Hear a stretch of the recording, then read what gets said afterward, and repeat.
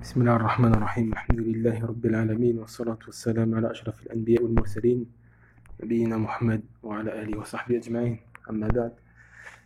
Donc on continue Inch'Allah notre série de cours sur la jurisprudence du mariage, de la compagnie entre les deux époux, du Cheikh Sulayman Al-Ruhaili, hafidhahullah. Donc on s'était arrêté à la demande en mariage. La demande en mariage.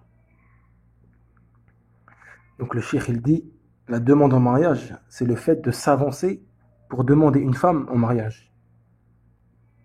Il dit donc dans la législation islamique, c'est juste une demande et non un mariage. Car le mariage nécessite des conditions et piliers pour qu'il soit concrétisé. Donc la demande en mariage n'implique rien. La demande en mariage n'implique rien, c'est-à-dire la prétendante reste étrangère à son prétendant, comme n'importe quelle femme étrangère. Il n'a pas le droit de s'isoler avec elle. Ça reste une femme étrangère pour lui, même si il y a une demande en mariage et qu'ils ont accepté. À partir du moment où il n'y a pas eu le contrat de mariage, il n'a pas le droit de s'isoler avec elle. Et le fait qu'il s'isole avec elle est pire ici que de s'isoler avec une autre femme étrangère.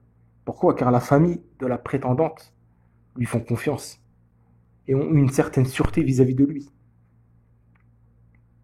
Et si cette sûreté est installée, alors le risque augmente. Et il lui est interdit de sortir avec elle et de s'asseoir dans des endroits. Et il lui est pas autorisé de s'élargir et s'étendre dans les conversations avec elle. Et il n'y a pas de mal. Par contre, il n'y a pas de mal à parler avec elle dans le besoin en se préservant des moyens qui amènent à la tentation. Donc en résumé, c'est une femme étrangère à lui. Donc elle est avec lui. Donc elle a avec lui les règles de la femme étrangère avec l'homme étranger. Et le fait de se laisser aller à ce sujet, cela ramène beaucoup de mal à la femme et à sa famille. Et malheureusement, beaucoup prennent la chose à la légère. Par exemple, si un homme demande leur fille en mariage et qu'ils ont accepté, tu vois la famille, tu vois cette famille-là, lui faciliter l'assise avec elle, dans une pièce et s'isoler. Il se peut même qu'il lui prépare l'endroit et lui baisse les lumières pour qu'il s'assoie avec elle seul. Et qu'il n'y a pas de mal. Et pour eux, il n'y a pas de mal à ceux qui l'embrassent et se touchent à partir du moment qu'il n'y ait pas de rapport sexuel. Et cela est un grand mal et interdit à cause de certaines ignorances chez certaines personnes. Donc cette prétendante-là, même s'il y a une demande de mariage qu'ils ont acceptée, à partir du moment où il n'y a pas eu le contrat de mariage,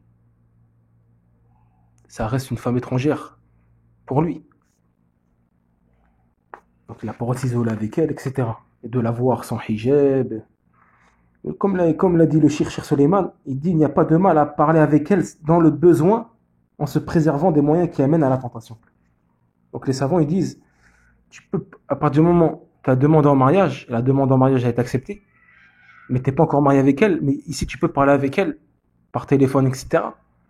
Dans le besoin, pour se connaître plus, pour voir est-ce qu'on continue le mariage ou pas, pour se connaître sur certains points religieux, points mondains, etc. Dans le besoin, dans les limites du besoin. Comme ils ont demandé aussi à Cheikh Salah Al-Fawzan par rapport à ça.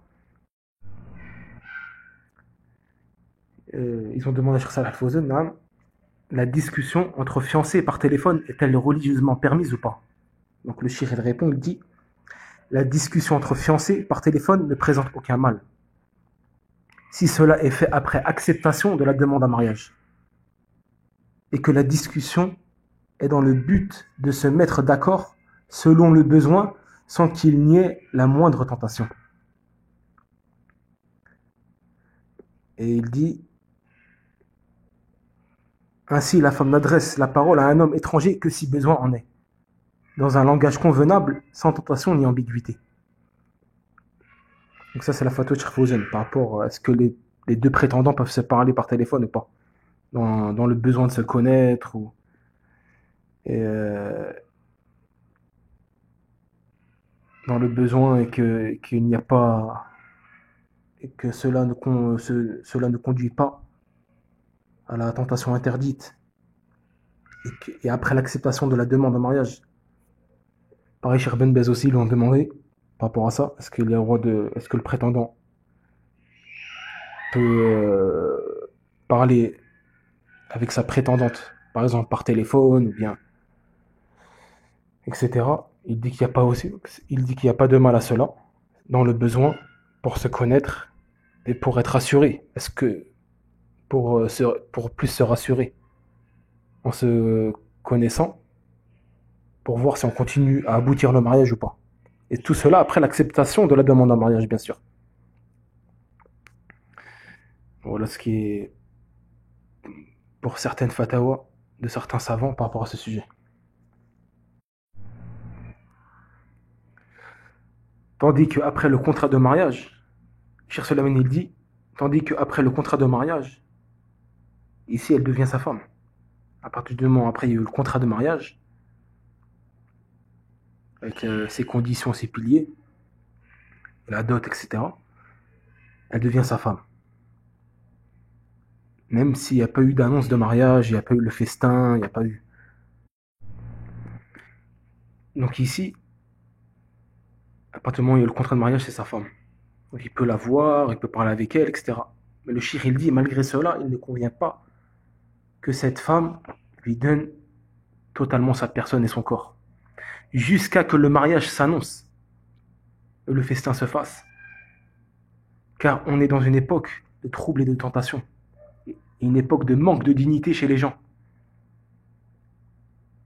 Il se peut que la femme donne totalement sa personne à cet homme après le contrat de mariage et avant l'annonce du mariage et qu'il consomme, c'est-à-dire après le contrat de mariage, mais avant l'annonce du mariage. Il consomme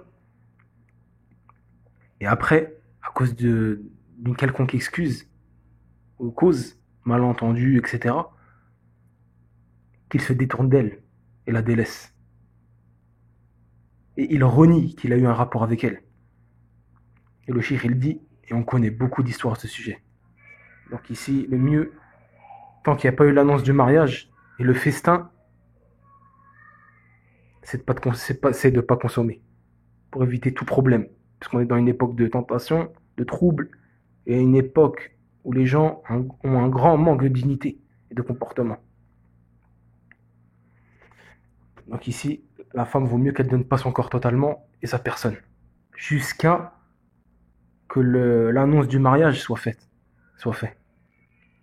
C'est-à-dire avec le festin, les invités, etc. On a une annonce générale. Maintenant, on va voir quelles sont les femmes, le cheikh il dit, quelles sont les femmes que l'homme n'a pas le droit de demander en mariage. Le cheikh il dit, la première des femmes qu'on n'a pas le droit de demander en mariage, c'est la femme mariée. Il est interdit à l'homme de demander une femme mariée, et cela par l'unanimité des savants. Que ce soit une demande directe, en lui déclarant direct, par exemple, tu lui dis, si ton mari te divorce, je me marierai avec toi, ça c'est interdit. Ou bien que ce soit de façon indirecte, c'est-à-dire avec des allusions.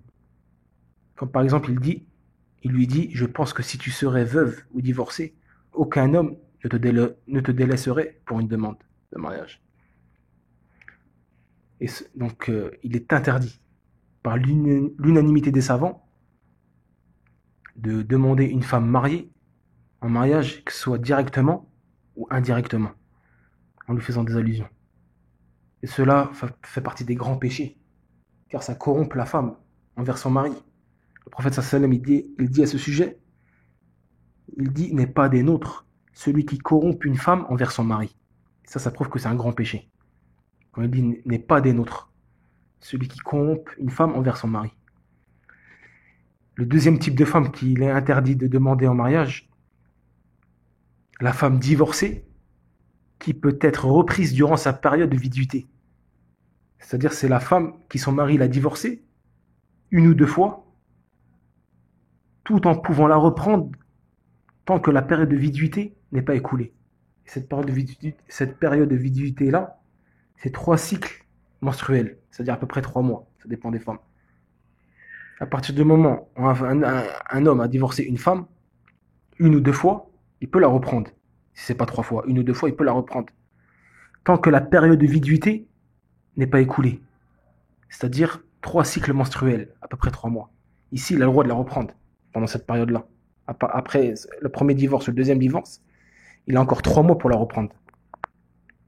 Donc ici, à ce moment-là, il est interdit, pendant ces 3 mois-là, après le divorce, interdit de la demander en mariage.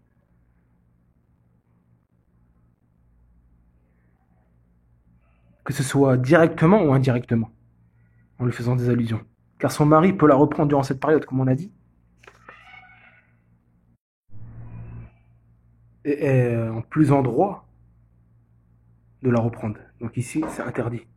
À partir du moment où c'est une femme divorcée, mais qui peut être repris. C'est-à-dire qu'elle soit divorcée 1 fois ou 2 fois. Ici, elle a le droit d'être reprise par son mari durant la période de viduité. Cette période-là, il est interdit de lui demander en mariage, de la demander en mariage, tant que son mari peut la reprendre.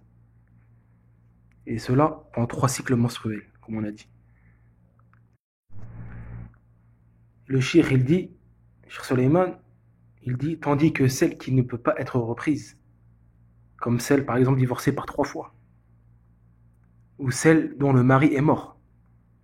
Pour ces 2 types de femmes, il est interdit de les demander en mariage directement durant leur période de viduité. Comme on a dit, la période de viduité là. Si par exemple une femme est divorcée 3 fois, elle a une période de viduité après ce divorce, ce 3e divorce, qui est 3 cycles menstruels. Ici, on n'a pas le droit de la demander en mariage directement. Et la femme à qui son mari est mort, elle a aussi une période de viduité qui est 4 mois et 10 jours. Pareil, ici, on n'a pas le droit, pendant ces 4 mois et 10 jours, après la mort de son mari, on n'a pas le droit de la demander en mariage directement. Mais par contre, on a le droit de la demander en mariage indirectement. C'est-à-dire en faisant des allusions. Comme Allah le dit dans le Coran, il dit et on ne vous reprochera pas de faire aux femmes allusion à une proposition de mariage. Donc ici il dit et on ne vous reprochera pas de faire aux femmes allusion à une proposition de mariage. Ici il parle, Allah Azzawajal, dans le Coran, il parle de la femme à qui son mari est mort, ou bien la femme divorcée par 3 fois, qui est irréprenable pour son mari, par son mari. Donc ici, il est interdit pendant leur période de viduité de les demander directement, c'est-à-dire en lui disant je te demande en mariage directement comme ça, ou bien je veux me marier avec toi. Ici, c'est interdit pendant cette période-là de viduité. Mais on peut les demander en mariage indirectement en faisant des allusions. Par exemple, tu dis par exemple, j'ai envie de me marier, tu fais allusion. Tu dis pas, j'ai envie de me marier avec toi. Tu dis, j'ai envie de me marier comme ça. Tu lui fais allusion que tu veux te marier avec elle, mais sans être direct. Ou bien tu dis, une femme comme toi ne se délaisse pas. Ou dans ce sens-là. Ici, il n'y a pas de mal. Le 3e type de femme à qui on n'a pas le droit de demander en mariage, c'est la femme qui a déjà été demandée en mariage. La femme qui a déjà été demandée en mariage, ici, il est interdit de la demander en mariage, car le prophète sallallahu alayhi wa sallam, il dit, un homme ne doit pas convoiter une femme demandée en mariage par son frère. Un homme ne doit pas convoiter une femme demandée en mariage par son frère. C'est-à-dire que si un homme, un prétendant vient et demande une femme en mariage, et qu'ils ont accepté, ils sont mis d'accord, moi j'ai pas le droit de venir et de la redemander en mariage. Ça c'est interdit. À partir du moment où elle a déjà été demandée en mariage et qu'ils ont accepté. Mais Shir Suleiman, il dit, il y a le droit de la demander en mariage ici dans 3 cas exceptionnels. Ici, c'est une exception, 3 cas. Le premier cas, si le premier prétendant a délaissé sa demande. Si le premier prétendant a délaissé, il délaisse sa demande. Ici, il y a le droit. Le deuxième cas, si le premier prétendant lui donne la permission de la demander en mariage. Il lui dit par exemple, c'est pas grave, avance toi aussi, avance-toi, et elle choisira entre nous deux. Ici, il y a le droit. Parce qu'il y a un hadith d'après Ibn Omar, le compagnon Ibn Omar, qu'Allah l'agrée, il dit, le prophète sallam dit, un homme ne doit pas convoiter une femme demandée en mariage par son frère jusqu'à ce qu'il la délaisse ou il lui donne la permission. Donc si un homme a demandé une femme, un musulman a demandé une femme en mariage, et qu'il la délaisse, donc là il n'y a pas de problème, après il s'abstient, ou bien il ne s'abstient pas, il continue, mais il te donne la permission, il te dit toi aussi, si tu veux, demande-la en mariage, et elle choisira entre nous deux, comme dans le hadith. Le troisième cas, le cheikh il dit, si la demande de mariage du premier prétendant est juste une proposition, et que la femme ni son ni la femme ni son tuteur ont pris une décision. Donc ici le prétendant s'est avancé, il la demande en mariage, mais cette femme-là n'a pas encore pris de décision. Elle est encore sous réflexion. Donc d'après le Cheikh Suleiman, il dit, d'après l'avis le plus fort, et que le deuxième prétendant a le droit de s'avancer à partir du moment qu'elle n'a pas encore décidé et qu'elle est sous réflexion. C'est à partir du moment où elle n'a pas encore décidé et qu'elle réfléchit encore par rapport au premier prétendant, ici il y a le droit qu'un deuxième prétendant vienne et la demande en mariage. Et après elle réfléchira entre les deux, ou bien un troisième, un quatrième. À partir du moment où elle est sous réflexion et n'a pas pris de décision. Donc Cheikh Suleiman ramène un hadith, une preuve, il dit, d'après la compagnon Fatima ben Qais, Fatima, fille de Qais, c'est son compagnon, elle dit, j'allais trouver le prophète sallam et je lui dis, Abu Jahm et Muawiyah m'ont demandé en mariage. Donc le prophète sallam me dit,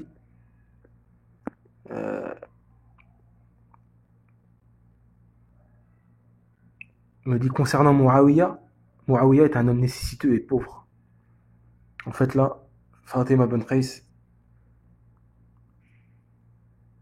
alla voir le prophète sallam pour le consulter et lui demander conseil. Elle lui dit, Muawiyah et Abu Jahm, qui sont deux compagnons, sont venus me demander en mariage. Donc le prophète sallam il dit, concernant Muawiyah, c'est un homme pauvre et nécessiteux.